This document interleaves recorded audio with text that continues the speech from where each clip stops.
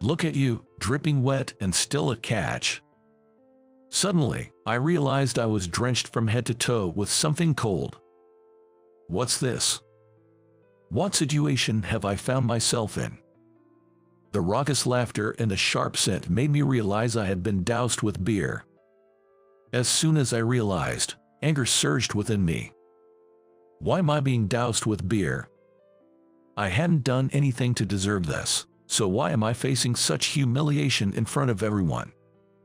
I couldn't suppress the mix of sadness and rage that welled up within me due to this unjust situation. Since my childhood, I've been nicknamed Nerd. This wasn't because I was the class president or because I was particularly good at studying, but because of the thick glasses I started wearing in elementary school due to my poor eyesight. And not just any glasses, but the kind that made me look even more of a nerd because they were so unfashionable. Even though my parents could have bought me stylish glasses, they always said, "Glasses are all about comfort, looks come second," and handed me the same old design. I couldn't say anything since my parents were buying them, but deep down, I felt embarrassed. This feeling only intensified when I moved on to middle school. Rachel is so cute. I fell for a girl shortly after starting middle school. Students at my middle school came from 2 nearby elementary schools. This girl apparently went to the other elementary school, so she was someone I didn't know. According to boys who had been at the same elementary school as her, her name was Rachel. She was the daughter of a major outdoor products company CEO, a veritable princess. Many boys fancied Rachel, but with my plain looks and bottle-bottom glasses, I didn't stand a chance. Rachel's entourage mocked and laughed at me, calling me a gold digger and accusing me of trying to snag a rich wife. "Stay away from Rachel, you gloomy nerd." I was shoved forcefully and even threatened. I know it better than anyone else, even without being told. I'm not a match for Rachel, but surely I'm free to have feelings for her. Yet, that reality kept me from ever confessing my feelings. Then, one day, Rachel called me out. Was she angry that I had been secretly watching her? Wondering if she wanted to complain, my heart raced as I headed to the designated spot. The spot was at the corner of the school building, and I was terrified. When I got there, Rachel was standing there, arms crossed. "I've been waiting for you, Nathan." Standing rigid and sweating coldly, I faced Rachel as she called out my name with her arms crossed. What should I do? I'm really scared. With that thought, I fixed my gaze on Rachel. Even at a moment like this, I couldn't help but think, she's still so cute. "I have something I want to tell you," she said. Yes, what is it?" "I like you. Would you go out with me?" "What?" I couldn't believe my ears. What did Rachel just say? Did she say she likes me? And it sounded like she asked if we could date. Could I have heard wrong? With those thoughts, I pinched my own cheek to check. It hurt. If it hurts, then this isn't a dream. Is this for real? Was Rachel, the girl of my dreams, really saying she liked me? I was overjoyed. Well, I like you too, Rachel." Ha ha ha. What? As I was trying to confess my feelings to Rachel, she burst out laughing. "Ha ha ha, that's so lame. Can't believe you fell for it. Snort, isn't this hilarious?" Rachel's friends, who had apparently been hiding, appeared and started laughing loudly. Confused, I just stood there going, "What? You really took that seriously? Did you honestly think I'd confess to someone like you, Nathan?" Well, this was just a dare, idiot. No, that can't be. I knew that dares to confess were a common thing. But I couldn't believe they'd do this, knowing full well that I liked Rachel. What do they think of other people's feelings? After a good laugh, Rachel and her friends left me standing there and walked away. I was genuinely shocked and ended up developing a distrust of people, to the point where I couldn't bring myself to go to school anymore. My parents were concerned but didn't force me to go. They let me stay home as I pleased, which thankfully prevented me from growing to hate people. I guess I ran away from reality. I even ran away from entering high school. I knew dropping out at middle school would disadvantage me in life, but I just couldn't do it. After much distress, at the strong suggestion of my parents, I decided to enroll in a correspondence high school that would allow me to earn a high school diploma from home. I diligently attended classes for 3 years and somehow managed to graduate. While I missed out on a lot by living a reclusive life, I greatly improved my computer skills. Mostly self-taught, I acquired enough skill from middle school through high school to create my own online games. There's a good number of gamers who love indie games. In the online gaming communities, the word of my game spread, and I became somewhat well known among gamers. This led to friendships with other gamers. We usually interacted via chat, but I started wanting to meet and talk more in person. There are things you just can't fully express for chat, and once the idea of meeting up took hold, it wouldn't let go. Meeting in person means we could play games while chatting. Things hard to convey with words could be shown through actions, making the experience much more exciting. But I was hesitant to go outside. I was invited to a meetup, but I considered turning it down. I agonized over it until my parents suggested, why not go out for a change? They had always watched over me without forcing me to go out, even when I stopped attending school and stayed inside. Encouraged by my parents, who had always supported me, I decided to brave the outside and attend the meetup. The meetup was scheduled for late in the evening and in a place far enough that I wouldn't likely run into anyone from middle school. I reassured myself that staying overnight at a hotel would be fine and decided to go. Once there, since it was a gathering of online friends, I quickly became comfortable with everyone. Talking and sharing stories, including those of others who had re-entered society from seclusion, made me feel like I could do it too. After that first meetup, I surprisingly managed to re-enter society quite easily. It was simpler than I thought. I started with a night job that didn't require customer interaction. A factory job where I could wear a mask and not worry about other people's eyes felt right, and as I got used to it, I moved on to night shifts at a convenience store. Gradually stepping up as advised made going outside enjoyable. And my parents were overjoyed at my growth, which made me incredibly happy. The meetups didn't end at just the first one. They became a monthly event. During one of these gatherings, I met a woman who claimed to be a fan of the games I had created.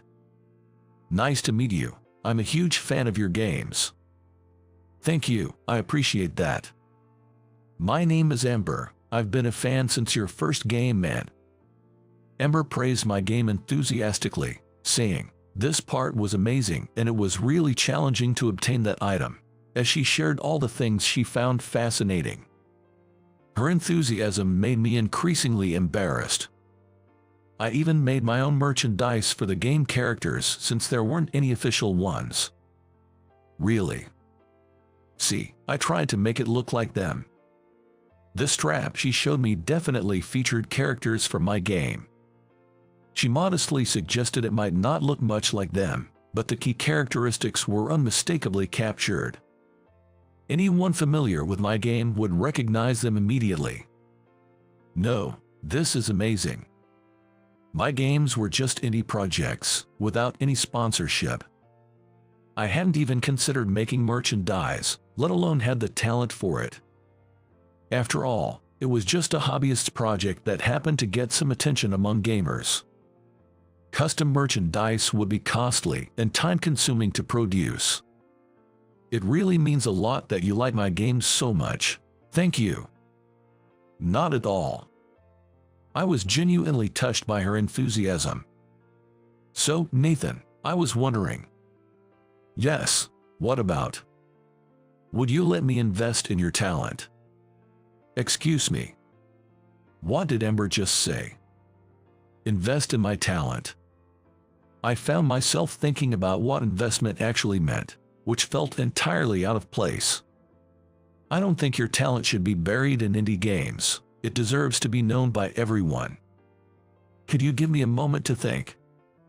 This third game of yours is bound to be a hit. It absolutely needs to be released to the world. There was no stopping the excited Ember. Actually, my father runs a toy company. Would you consider working with us? What? There are no quotas. Just create whenever you feel inspired. The offer was incredibly tempting. Earning a living doing what I love is not something that comes by just because someone went to a prestigious university. I have become distrustful of people because of my middle school experiences, but that was no longer the case. I could trust the people I met through these meetups. Without trust, I couldn't move forward. With that thought, I decided to take up the offer.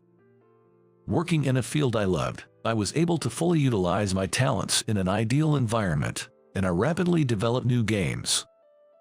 At the age of 25, I was promoted to an executive position in the company. 6 months after being promoted to an executive position at Ember's company, I received a postcard about the 10th anniversary reunion of my middle school graduation. To be honest, I didn't want to go. I had no fond memories of middle school. Understandably so. Moreover, the reunion included a grand barbecue at a campsite funded by Rachel's father, which made the prospect even less appealing. However, the invitation had already been marked with a circle around "will attend," and at the bottom it was written, "You'll regret it if you don't come." This must be the work of Rachel's entourage. Ignoring it might have been an option, but it seemed like it could lead to more trouble later, so I reluctantly decided to attend. After all, I'm not the same person I used to be, the one who used to hide away from the world. On the day of the reunion, as I arrived at the designated campsite, classmates who had turned a blind eye back then approached me with laughter. "Hey, Nathan, long time no see." "Yeah. Did you finally graduate from being a shut-in?" I felt more exasperated than angry at the rude greeting upon our reunion. It was clear that even past the age of 25, some hadn't matured beyond their childish behavior. I brushed off their teasing and focused on the meal in front of me. The food, prepared with high-quality ingredients, including freshly grilled meat and vegetables, was delicious. I had no interest in reminiscing about the past. I decided to at least enjoy the meal I had paid for and then leave. "Oh, if it isn't Nathan." An unwelcome voice reached my ears, and I grimaced before looking up. After swallowing the piece of meat in my mouth, I saw Rachel, dressed more flamboyantly than before, standing there. Considering it was a campsite, her revealing outfit and heels seemed dangerously inappropriate.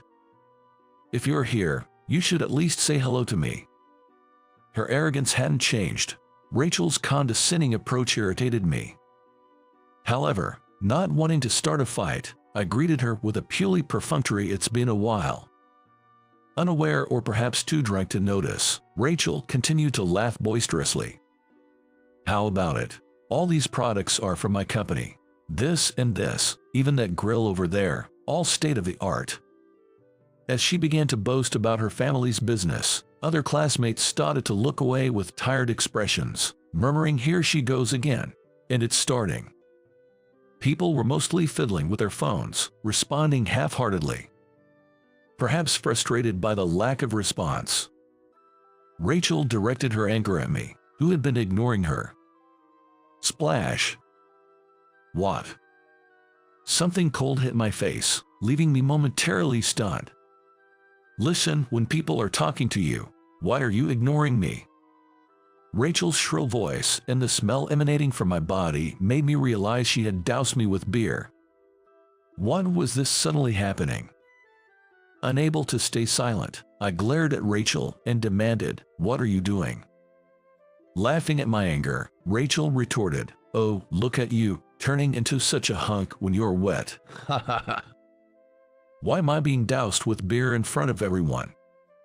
There's a limit to how much you can blame on being drunk. Eureka beer. One of her followers found the situation amusing and laughed even louder. Furious at Rachel's outrageous behavior and her followers' encouragement, I clenched my fists tightly. I didn't deserve such humiliation. Just as I was about to retort, an angry voice filled with indignation cut in before me. Do you ladies realize who he is, to be treating him like this? The voice, heavy with anger, silenced them. Rachel and her followers ceased their laughter at the voice. What? Who? Everyone turned to see who had spoken. Whoa, she's gorgeous. Was there ever such a beauty in our class? Murmurs spread, and the atmosphere began to stir. Nathan, are you okay? Yeah. She approached me and pulled a face towel from her bag to gently wipe my face. I came to pick you up because you were late. Sorry. It's okay, but still. She stopped mid-sentence and looked at Rachel. You've been treated terribly. Sorry, Ember, I meant to leave soon. I smiled at Ember, who had arrived just in time. Seemingly displeased with our interaction, Rachel intervened with a huff. Excuse me, outsiders are not allowed here. Ember glanced at Rachel, her eyes sharpening when she noticed the glass in her hand. Do you think you can compensate for a potential loss of $5 million if Nathan catches a cold? What? $5 million? What are you talking about? Why would Nathan be worth $5 million? Did you just say worth? Upon hearing Rachel's words, Ember's anger became even more evident. Everyone here is engrossed in the mobile game our company made. What? Nathan created it. At Ember's words, Rachel's complexion changed. Wait, so, the $5 million? When Rachel asked timidly, Ember grinned and looked at me, so I slightly lifted my chin and gave her a smile in return. That's my annual income. As soon as I answered, Rachel's demeanor flipped to a forced smile. Don't make such a face. Come on. Her voice was cloying, but it only irked me. Hey, you said you like me, right? I might consider dating you now. I was astounded by Rachel's arrogance. When are you talking about? I liked you too, I confessed, remember? You laughed it off as a dare. Don't say that, Nathan. As Rachel reached out, trying to act sweet, Ember slapped her hand away. Don't touch him so casually. After glaring at the surprised Rachel, Ember grabbed my hand and turned away. We don't need to stay here any longer. As we left, I could hear Rachel shouting, How dare you slap my hand? Remember this, I'll ruin your crappy game by spreading the lowest reviews. Rachel, fueled by her drunkenness, indeed spread negative comments about my game, but her identity was quickly revealed. She had underestimated the gaming community's dedication. She really did do it. I couldn't stand her insulting you, so I asked our friends to help expose her, then spread the word. My former meetup friends were furious about the attack on my game, leading to a massive backlash against Rachel's social media. But Amber didn't let it go at that. She sued Rachel's father's company for defamation and business interference, demanding compensation. Since she had recorded the entire conversation, Rachel's father complied with all the lawsuits. When I met him directly, he was a decent man who sincerely apologized to me. He said he'd sell company shares to pay a substantial settlement in one lump sum and disowned his daughter. He severed the parent-child bond, declaring, I won't help you no matter what happens in the future, and truly kicked her out.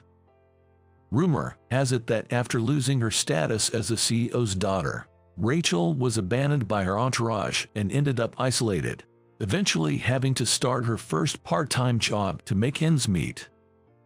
She reportedly switched jobs frequently, but that's none of my business. I felt guilty for involving her parents in this matter, but it seems Rachel's father was capable. He managed to recover his company by capitalizing on the solo camping boom, which was a relief to hear. As for Ember, she seems jealous when she sees me concerned about Rachel. It's not that I care in that way, I just don't want Rachel to appear before me again, but it seems that it still bothers Ember. You're the only one for me, Ember. I'll cherish you for life. Promise. Of course. I intend to cherish Ember, who has been so significant to me and changed my life. Soon, I plan to propose to her.